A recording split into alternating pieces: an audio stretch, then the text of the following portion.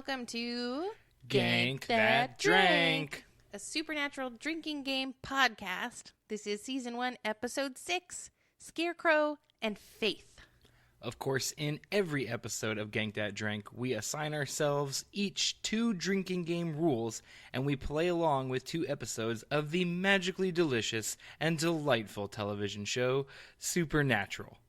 After we watch and play, we will discuss both episodes. While most definitely tipsy, we will evaluate the rules we played in our quest to curate for you the perfect Supernatural Season 1 drinking game. I am Krissy. And I am Nate. And tonight we're watching Scarecrow, which originally aired January 10th, 2006. 4.23 million viewers. And Faith originally aired January 17th, 2006. 3.86 million viewers. So it's going downhill.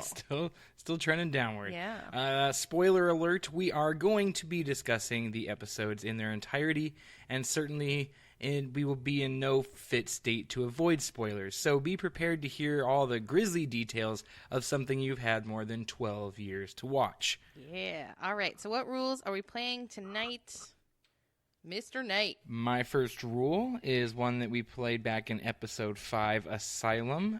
It is someone says, quote, "What the hell? Take one drink." And did it happen at all? I don't think so. I don't think it happened at all in that episode. It didn't happen, so we're coming back to it. Yeah, in the last episode, none of our drinking game rules happened. Yeah, that was a sad day. We just drank of our own accord. What's your first rule? The boys flash a badge. Oh. Take a drink. Any badge at all. Any badge? All right. Pick a badge, flash a badge, any badge. My second one is 2 drinks if Sam and Dean argue.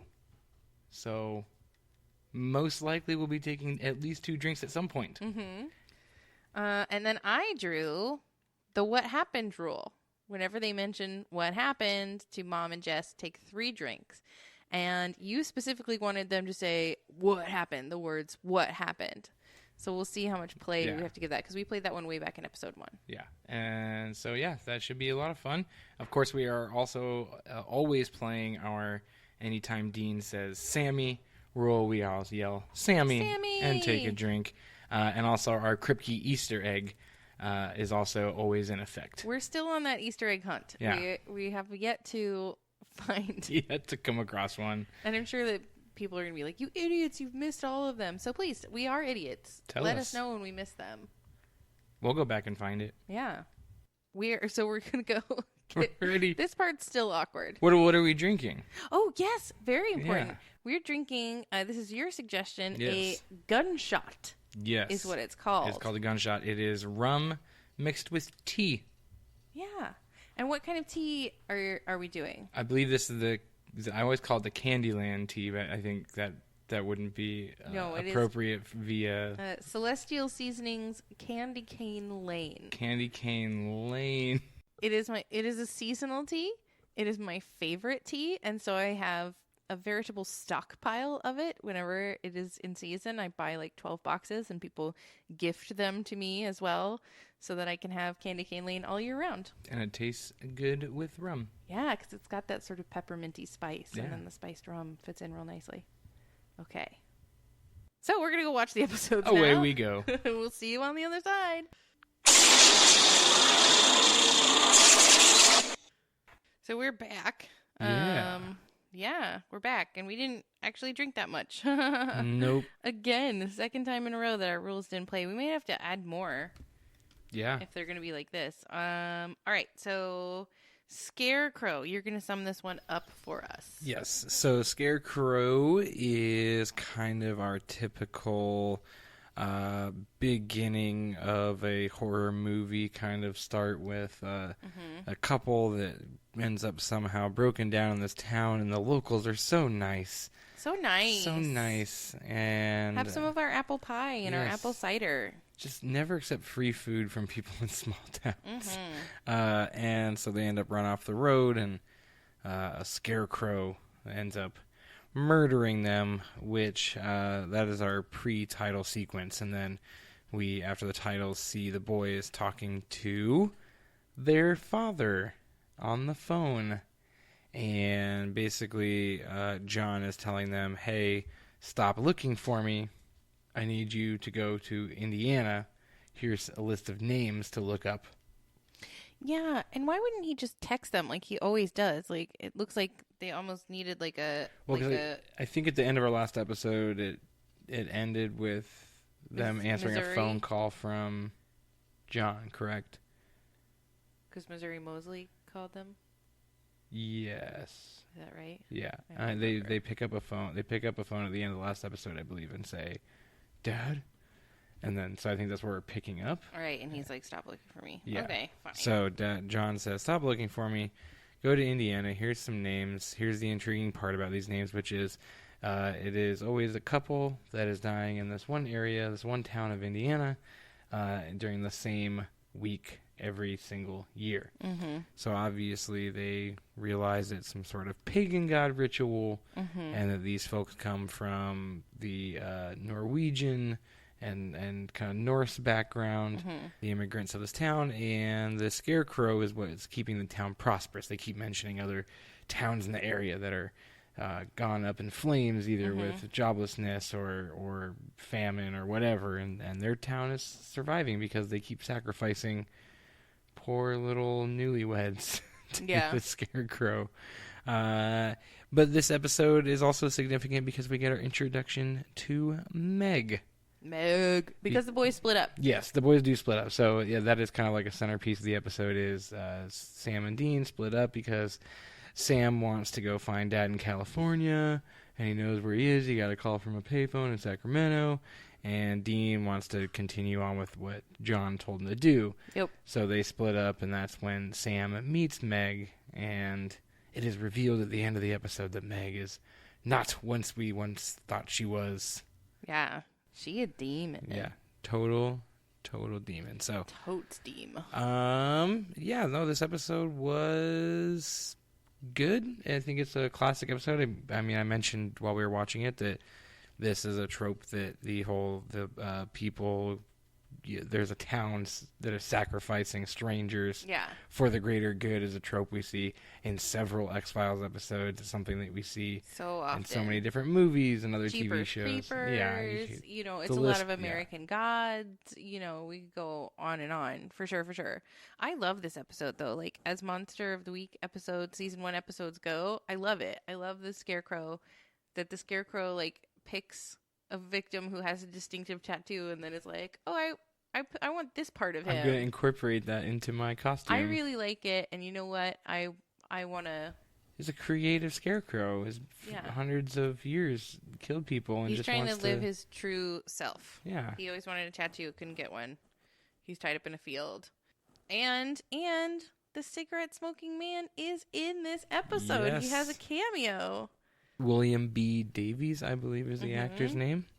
Yeah, and he's the professor who, I don't know, there's a lot of stuff I didn't get in this, about these small towns where they lure people to their death. Lesson learned, small town people who are overly nice are going to feed you to something. Yeah, just don't ever, and if they give you directions, just pull out your phone, Google Map that puppy. Don't ever take their word for it. They'll lead you into the apple orchard of death. Yeah, don't go there. I do really love... There are a lot of things in this episode I love, too. I love the ridiculousness of all the old people in the town having their meeting under their umbrellas, like, out in the middle of a rainstorm. Like, yeah, that's where, we couldn't have had this meeting inside. Because it seems like everyone in the town, except for this... It has to be so clandestine. This one girl who moved there when she was 13, everyone else seems to know the deal and seems to be on board with this yearly sacrifice. But there have to be people in that town... Anyway, but I would have loved to see the town hall meeting like in an actual like city hall, and they're just like bang, bang, bang, the object on the table. Who are we going to sacrifice this year? But I think like there has to be someone in that town who is unhappy with their lot in life, and they're like, look, this year I want to make the apple pie that we feed to the victims before we say I need a little extra luck or something. Is that how it works? I don't know. You give them items. There's like a thrift shop store owner who's like, oh, yes, take this vintage record player with you on your journeys. If you see anyone, just let them know. Larry gave it to you. Who are we going to see? We're leaving. No, I'm just, if you do. You're not gonna, but if you do. And then also, like, I love that in the end, the couple that is the aunt and uncle who are so like steadfast in there, it's for the greater good. You just gotta let them take you. They get killed and taken by the monster, the Vanir, and Because Vanir don't care. Vanir don't care, and maybe he prefers older sacrifices. They're more seasoned. Well, and he's an older gentleman, as an older god. Yeah. He probably prefers it. Yeah, no, it's Nobody asked him. Right? He just he was probably so excited seeing a whole group of people and so many couples out in the orchard that night. He had his pick of the litter. Yeah. And he just chose whichever one was closest. Yeah. He obviously did. Well, and that was a man and a woman standing side by side. The ones closest to him. I think you should have gotten them all. Like, you should have come back and gotten them all. But yeah, so essentially Sammy ends up... Let's hold... For the train in the background? For the train. Adds ambiance. I guess so. We're recording live in the middle of a train station. Dean ends up tied out in the orchard with this young girl who... The niece of these people. And of course Sam comes and saves the day after inexplicably not getting on a Greyhound to Sacramento. Yeah, and where was he that he was able to just get back right away and find Dean right away? Because it seems like they were separated for many days. Many days. Both of these episodes are episodes where there's no concept of time. We don't know if a day has passed. Well, I guess in Scarecrow we do, because they say it's the last day of the cycle. That's why it has to be. Right, so I think it's a total week passes between the day they get there and the end of the episode. Because Sammy was hitchhiking for a minute, so who knows how long he was hitchhiking. Yeah. Then he gets to a bus station in a town somewhere. We don't know where he is. Yeah. So he said he could actually not be that far away. I don't think they serve beer at bus stations. I've been in several of them across the country. Never seen one that serves booze. Actually, given the people that typically ride the bus cross country, very glad they do not serve booze. Right? They kind of bring their own. Yeah, most people, they get on with it already in them. Yeah, because you're not driving. That is an approach a lot of people take on the Greyhound. Yeah. From my experience. I thought that was bonkers. So I do like this episode because it is a little cheesy. It's the Jeepers Creepers episode. I liked how much they managed to stuff in of the like Norse thing. Well, the immigrants brought the tree with them. It felt very Neil Gaiman, and I liked it. I just love it. I think you gotta watch it. And I think it's one you definitely watch. So I think it passes a good Monster of the Week test and a good mythology test at the same time. And there are sort of man tears. Like, there aren't literal man tears, but there's that moment where both Sam and Dean like glance furtively at their phones and like angst. Scroll all the way down to their brother's number and then don't dial it, which is so emo. And then when they finally do talk, they don't tell us who called who. They don't tell us who called who. I assume Dean called. But then they do have a really nice conversation where he's like, I appreciate you gotta live your own life, and I've always admired you, and I love you, Sammy. And it's very sweet. They're very open on this show. Very open. They're not. They're super open. This is like one of the only moments I can ever think of. And of course, Dean at the end is like, hold me. That was beautiful. But yeah, so often they just like clench their jaws and don't say what they really feel. How did you feel about this big bad, this villain? I liked it. I liked that it was rooted in mythology. I liked that it was creepy as fuck up in that tree. And it definitely, like, the taking of the arms was specifically from Jeepers Creepers, because I think you could have just sacrificed them and didn't need to take their pieces. Right? But it made it nice, though. I liked it. I thought it was scary. I thought it was creeperoo neat. And the real villains are the townsfolk. Right. Yeah, he's, the Scarecrow is just a scapegoat in this situation. He's just chilling, doing his thing. He's taking just doing sacrifices and providing prosperity. Yeah. He's essentially a genie for hire, Yeah. and the payment is death. And I think in both of these episodes, too, like, there's, like, a captured supernatural element. Yeah. So let's move on to our second episode, Faith. Faith, yeah. This is an episode I always forget about. So, but it is so special because it is Dean's first brush with death. Yes. A first of bagillions. Yeah. So they're on a job. I love this episode too because it starts in the middle of a fight. They're rescuing two little kids from like a sort of a Hansel and Gretel type situation, I guess. And apparently it's a ghost that you can only kill, or a creature you can only kill with electricity. So Dean tases it, but he's in a puddle. He's sitting in a puddle, and he also tases himself. Lesson learned. Don't tase when in puddles. And so he suffers a major heart attack, and the doctors give him less than a week to live, which doesn't make any sense to me. I thought they said a month. Did they? I don't know. But it was some like ridiculously short amount of time. I don't know. I don't know how heart stuff works. But after a heart attack, like, I'm not sure. If you live through a heart attack, you're fine. I don't know. You just got to strengthen that puppy up. So Sam takes Dean to a faith healer who heals him, who chooses him and heals him. They meet Darla from Angel and Buffy. Julie Benz, guest star Julie Benz, who is like a very sweet and kind and earnest and true and loving and wonderful person who has an inoperable brain tumor, and she's hoping to be healed. Dean gets healed instead, and he's fine. First time Dean Winchester cheats death this season even. And then, so they figure out something wonky is going on.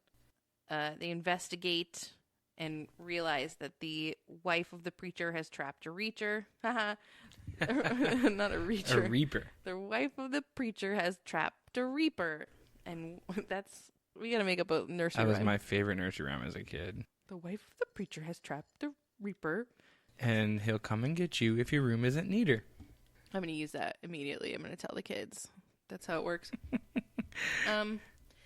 So they figure out that she has sort of tethered a reaper who will do her bidding. And so, like, the priest who thinks he's healing people is really just trading a life for a life. So in order for Dean to be saved, a dude died. But there's I think this is a good episode, but there's just not that much to say about it. Like, nope. We get to see, Dean has a death wish for sure. Like, he finds out he's dying and he's like, yeah, it's cool. I'm fine. Good. I'm good. He gets healed and he's like, he wishes he hadn't been healed. And then when the Reaper's coming for him in the end, he doesn't even run. He just stands there. So. Well, and that's obviously a thing with his character throughout it, is he's always just like the dude's dude where he's like, yeah, no, die. I'm good. Yeah. I'm fine. I did what I needed. And this is, I guess you see the difference between Sam and Dean, because Sam has faith, and believes in the good, and Dean's very cynical and is like, not. Yeah, I found this one interesting. This is, and again, mentioned it while we were watching it. This is for some reason, television shows are obsessed with these tent having faith healers. Whether they got snakes or otherwise, and just like the short list I ran through in my head featured True Detective and obviously X-Files and Justified, and just so many different shows. They're obsessed with these faith healers. And here's the one thing that in all the ones that I've watched, every time it's a church in a tent, and you got this guy who's inexplicably healing someone or inexplicably not being bit by snakes, there's always either a wife, daughter, or sister behind the scenes making it happen. What you trying to say, Nate? What are you trying to say? Every single time. Trying to say that it's the woman, Eve, in that situation, who's leading them to temptation? No, just saying, well, probably. I don't like where this is going. I'm just saying that it is actually the woman who's taking initiative and actually getting things done, while the man gets all the credit right up front. Run the world? It's excellent social commentary. Women who have trapped Reacher. I keep saying Reachers. Reachers. They have trapped Reachers. They trapped Jack Reacher. He would be equally as effective in accomplishing whatever goal they have. I will say this, though. If you're going to have a church tent, have it in your front yard. Like, that guy figured it out. Yeah, but then people were parking in his yard. He steps. By the way, the people were parking willy-nilly. Oh, Like, yeah. there was no rhyme or reason to the way they were parking their cars. Like, if you want to earn God's favor, park in an orderly fashion. Hey, you think There were 3 and 4 deep. Some were sideways. Some were nose in. It did not make any sense. Someone should have put that in the bulletin when you walk in. Like, please park your cars normally. Before we get started in worship, we just want everyone to please. Pick me, heal me. I will direct the parking. I volunteer to do that for you. Also, like, yeah, and there were police officers there, and there's no way they were zoned for public assembly in that space. They were violating so many city ordinances. What they needed was 3 people standing in the rain with umbrellas being like, he's violating all of these ordinances. Send the Scarecrow. But there's also the moment, too, where, like, he picks people. He can only heal, and time is weird, too. So he can only heal one person at a time. God tells him who to choose, which we know is bullshit because he's not really a faith healer. And when he chooses Dean, everybody claps. Like, yay, he's chosen this stranger. But I don't think that's how people would really react. I think they would be more like Darla's mom, who would be like, fuck this guy. Yeah. What are you choosing this guy for? I showed people where to park. It'd be like if you were at a live reading of lottery numbers. Yeah, exactly. You're like, no. And, like, there's the one guy who, like, clearly has, like, he's on an oxygen tank, he's in a wheelchair. He's got a lot of problems. There's probably someone who's also just like, no, I have scoliosis. But then this woman who is sicking the Reaper on people, she's sicking them on, once again, people that she feels are immoral, which is now the 3rd time this has come up as a device that one of our villains in the show has used, is attacking people who are immoral or lacking some sort of morality. Both preacher-based. You had... you're thinking of the episode where the Hookman. Right, the Hookman episode, but also you had the episode 1, you had the bride men who were unfaithful. That's who she targeted. Judgy. There are 2 sides to every story. Ghosts. Yeah, so this is a running theme through season 1 is who deserves to live, who lives, who dies, who tells your story. Who gets to escape the gates of hell at some point. Yeah, everyone Chester, like 12 or 13 times. So is this a must-watch for you? I think so, because... and I also like their hotel room in both of these episodes are really, really great. It's just my dream job is to be a set dresser for the motel rooms on the set of Supernatural. They've got to have a deal with some wallpaper company because the wallpaper that's put up in these hotel rooms. My favorite is when they stay in themed rooms, which they haven't yet so far, but I just love like the very 70s glass paneling in the room that they stay in this one. But yeah, and we finally start to hear some good music, some classic rock. They're really sticking with the classic rock nicknames in these. Yeah, I like it. We see our first Reaper. Yes. And the Reaper lore is going to get deeper right. Reaper lore. Deeper Reaper lore. Deeper Reaper preachers. Deeper Reaper preacher lore. So yeah, I think you got to watch this episode. Okay. I think it's good. I'm going to say that given my current context and knowledge of the show, at where it is right now, it's not a must watch, but I'm going to take your word for it. Okay. That maybe it would be one later on down the road. Did you think the Reaper was scary? Did you think the preacher's wife was scary? I think the preacher's wife was terrifying. Yeah. That's what I'm saying. If I'm ever encounter someone healing people in a tent, I'm looking for the nearest close female figure to this person because they're usually either milking the snakes or they're they're conjuring up the spells or anything like that. So I think the idea of a Reaper taking your life, I think even more than her or the Reaper, the paradox of, well, Dean had to either let Layla die and save the random other person. Oh, that was himself. Or I guess Sam had to do it, or let Layla live, but it kills someone else. So I think that paradox is more terrifying. Yeah, and that question of, like, if you could save someone you know, but someone you don't know would drop dead, would you do it? And the answer is, like, if it was your daughter or your husband or something like that, you probably would. Yeah. It's that question of the... She's literally playing God. The box, the button in the box. Oh, yeah. The button box. The button box. Everyone knows. Yeah, everyone knows that. You press the button and someone in the world dies, but, like, you get $1 million or something? I don't know. I really don't know. All right. So on that note, let's talk about our rules. All right. What happened twice. Boys flash a badge 2 episodes in a row where they did not Yeah, they were just friends. Yeah. We're just friends in town. What was even... Oh, well, the first one was they were friends. The second one was they literally were just... They were coming as themselves. They were not, like, hiding it. I still think that's a good rule, though. Like, the boys flash a badge. Maybe it just It's a needs to good be rule. more drinks if it's not going to happen as often as we think it will. Right. I think I'm just going to play it again next week. Yeah, maybe it's a full-time rule. I know we're supposed to be... You know what? Let's put it with... the Sam Dean and... Sam Dean in the trunk. And Robert Kripke. Mm-hmm. I like that. Eric Kripke. Or Eric Kripke. Robert Downey Jr. Eric Kripke Jr. Someone says, what the hell happened 3 times? Yeah. The reason that rule is hard, I think, is because you really have to be paying attention. If you get caught up in the episode at all, it's so easy to miss. If we didn't watch with subtitles on, I don't think I would have caught 2 of them. And even then, it's hard to... You have to keep it really in the front of your mind. Right. But it happens, you know. It happened, 3 times in 2 episodes. 3 times in this episode. Yeah, in these 2 episodes. Sam and Dean argue was by far the winner of tonight. It happened 6 times. Yeah. They argue a lot. Take a couple drinks. Have some fun. I think 2 drinks is too many, though. Yeah. No, you don't think so? I think it's fine. It happens about 2 or 3 times an episode. Yeah. Still no Kripke Easter eggs.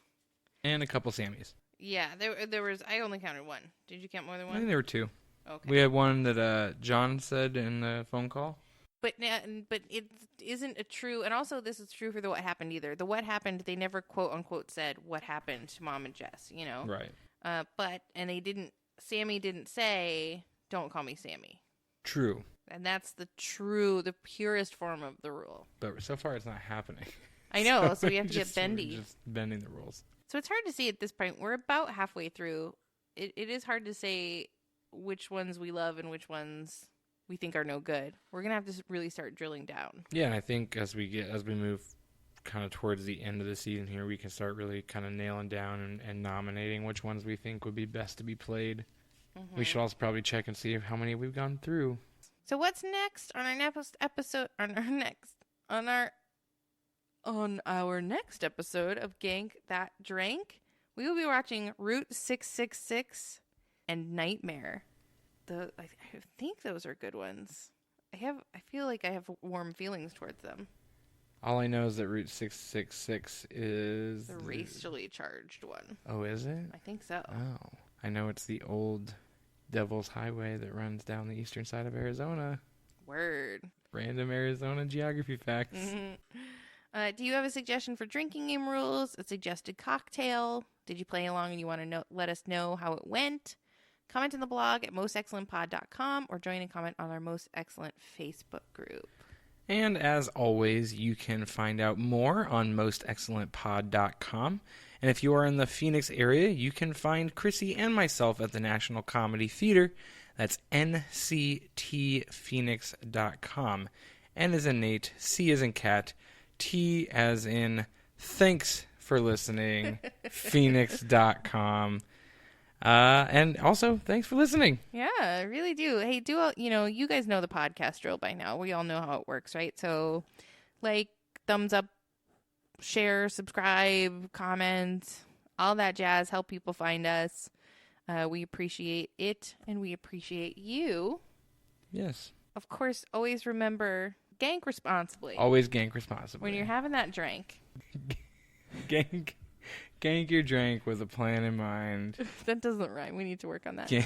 And remember your lessons learned. Those town folk are going to feed you to something, and life ain't fair. And as always, when you're out there saving people and hunting things, keep the Most Excellent Podcast Network motto in mind. Be excellent to each other and party on, dudes.